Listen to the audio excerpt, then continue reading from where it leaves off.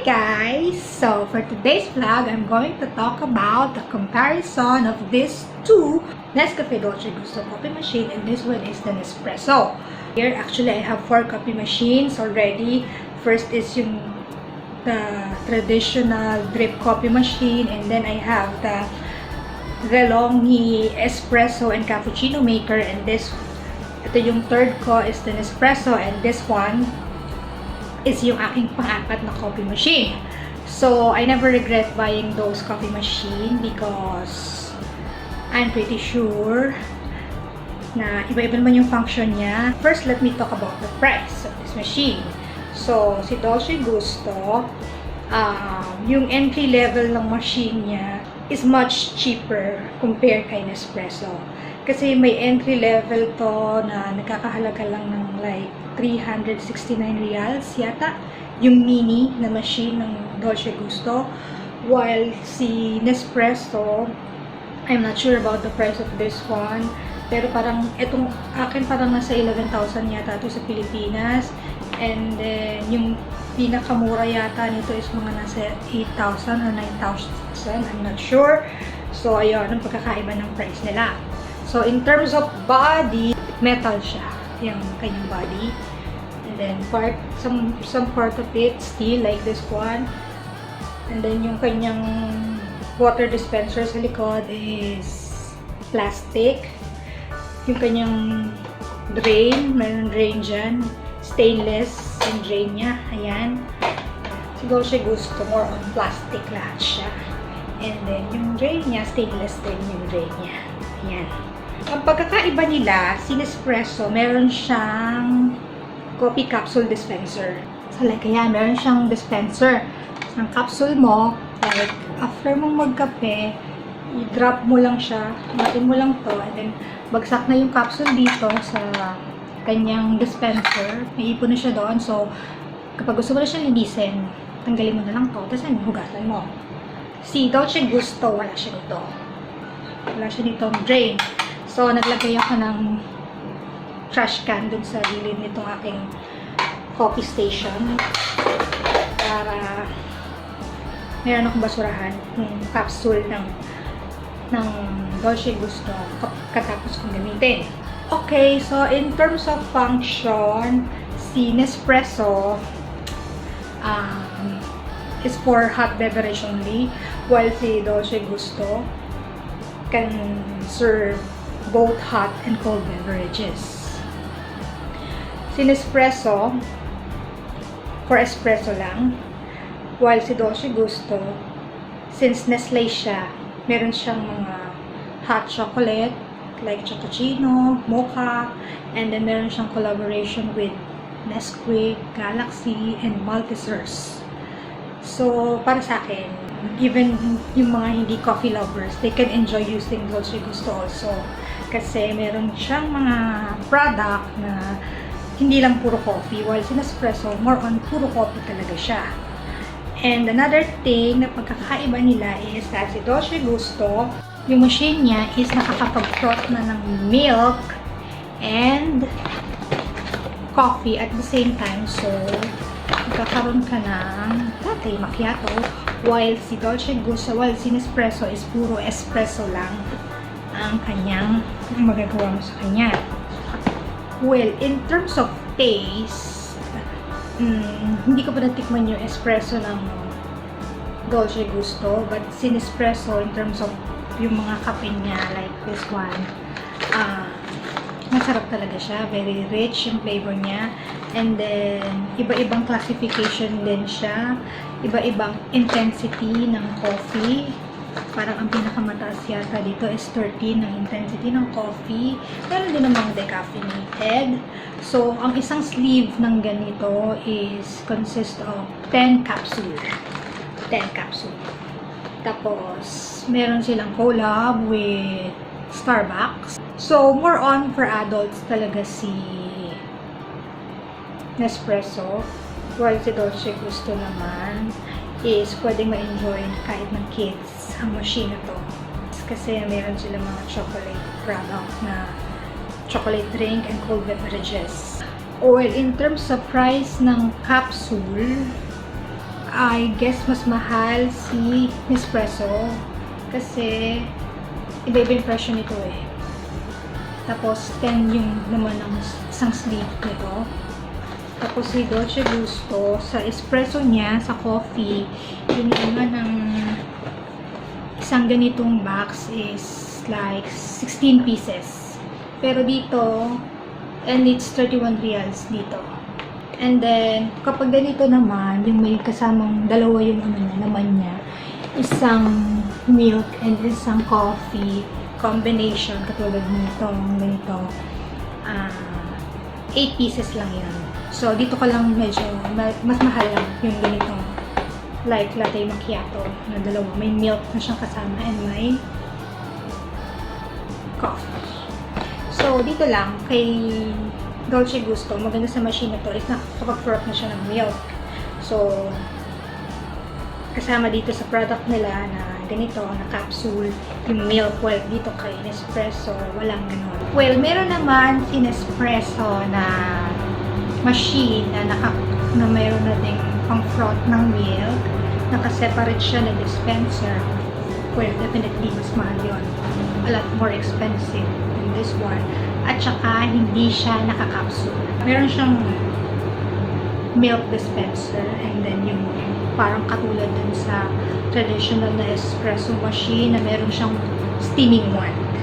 Unlike dito kay Dolce Gusto na naka-capsule din yung milk niya.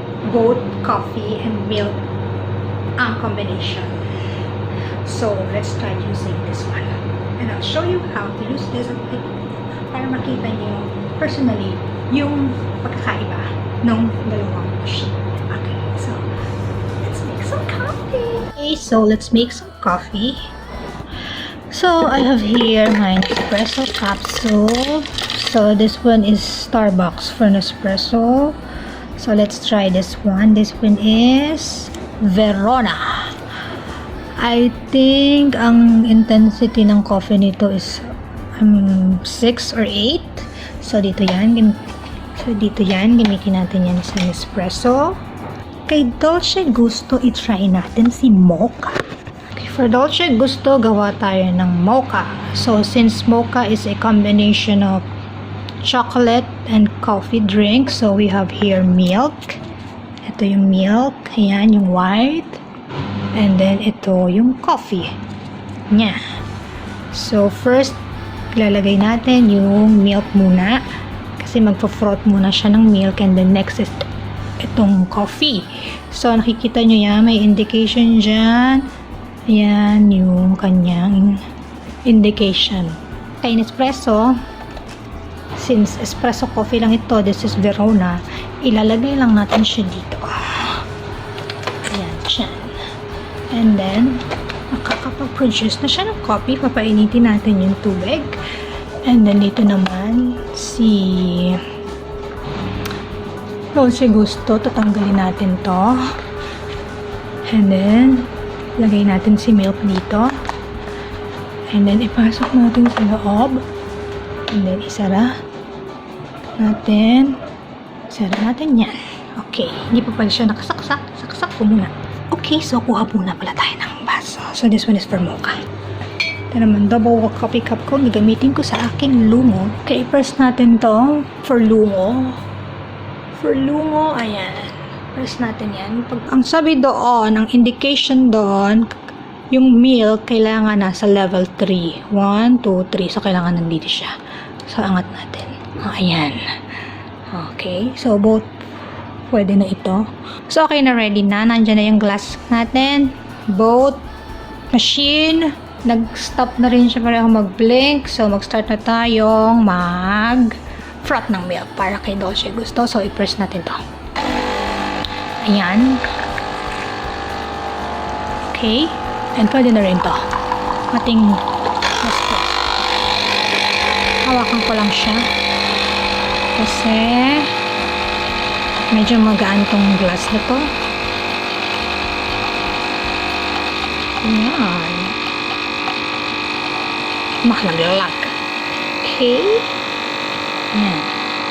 Okay, so tapos na siya. Mag-froth ng milk. Okay, si Nespresso, hindi pa kasi lungo yung ginawa natin. So, medyo marami siya. Kapag gusto mo konti lang, yung as in matapang na Nespresso, ito lang.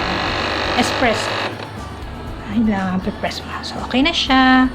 So, after mong mag-drift ng coffee, kay Nespresso, ang gagawin mo lang, after nyo mag-drift is, angat mo lang ito, and then, nandun na, bumagsak na yung coffee capsule mo dun sa dispenser, while kay Dolce Gusto, kailangan mo siyang tanggalin manually para palitan itong isang ito.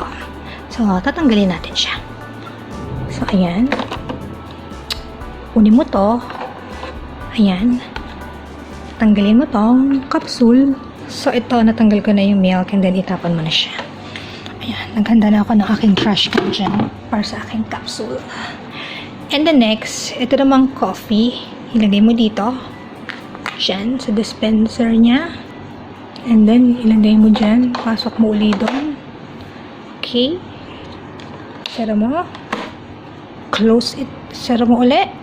So, number 3 din, yung intensity for mocha. So, i-press mo ulit yan. And then, mag-drip na siya.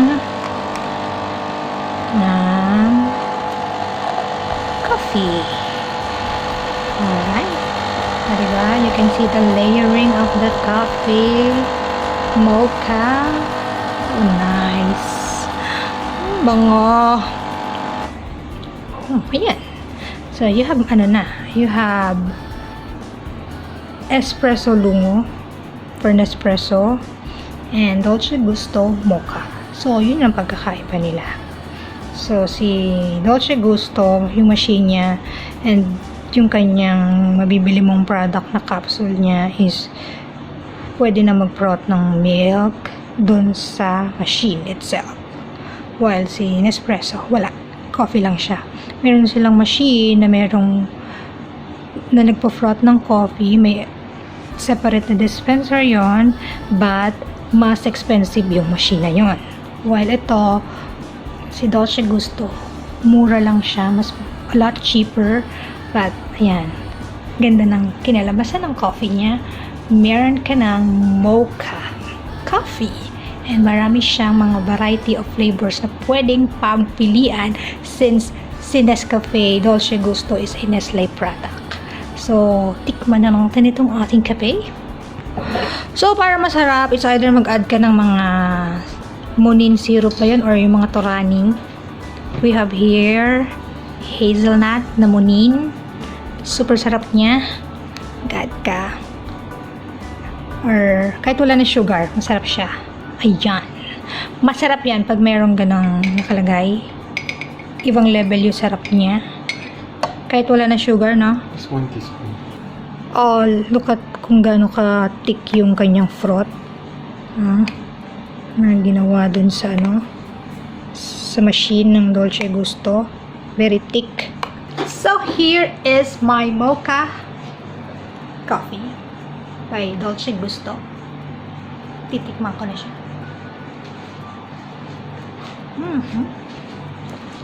Sarap. Mocha na mocha. Pagkakaiba ng Nespresso at ng Dolce Gusto. Pareho silang masarap. They have their own strength. Okay. So, that's all for now. Sana nakatulong ako sa inyo.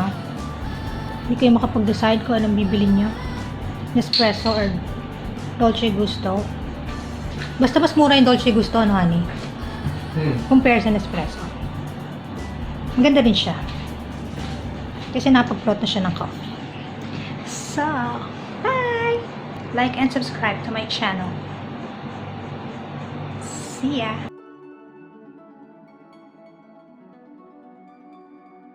Shoutout nga pala sa mga Team Lutangs. Kay kay Manang Jelomine, kay Bebe Cassie, kay Ate Roda, kay Ate Ella, kay Ate Angie, kay Ate May. Yan, sino pa hindi ko nasabi. Shoutout sa inyo.